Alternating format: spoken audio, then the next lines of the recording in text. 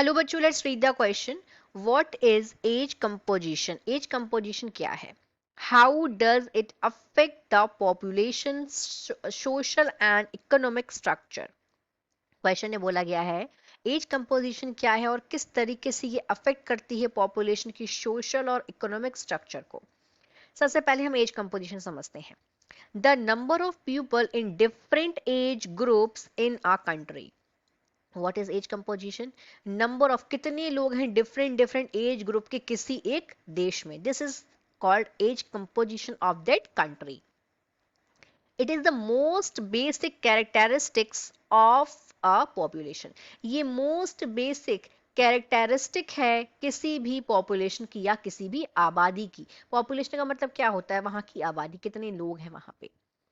To an important degree, a person's age influences what he need by, does, and his capacity to perform.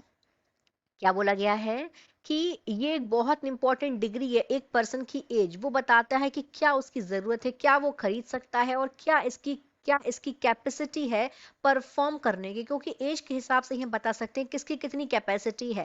We can not से कि एक 70 साल का जो age group है और जो एक 20 ईयर्स का एज ग्रुप है, उन दोनों की जो कैपेसिटी है वर्क परफॉर्म करने की वो दोनों की डिफरेंट होगी. दोनों की नीड्स भी अलग होगी. Consequently, the number and percentage of a population found within the children, working age and aged group are notable determinants of the population, society and economic structure. तो बोला गया है कि जो नंबर है और जो परसेंटेज है एक पॉपुलेशन के जो मिलते हैं within the children, working age और एज्ड ग्रुप में, ये एक नोटेबल डिटर्मिनेंट है किसी भी पॉपुलेशन के सोशल या इकोनॉमिक स्ट्रक्चर का. तो किस तरीके से अफेक्ट कर रहे हैं ये सोशल और इकोनॉमिक स्ट्रक्चर को जो डिफरेंट डिफरेंट एज ग्रुप्स हैं.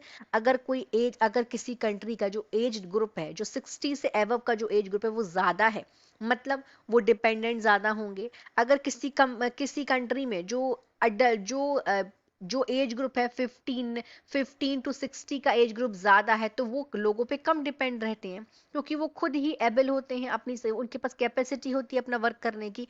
So this is how our population is responsible for its social and economic structure. Basically population का क्या? Age composition. I hope you understood it well. All the best.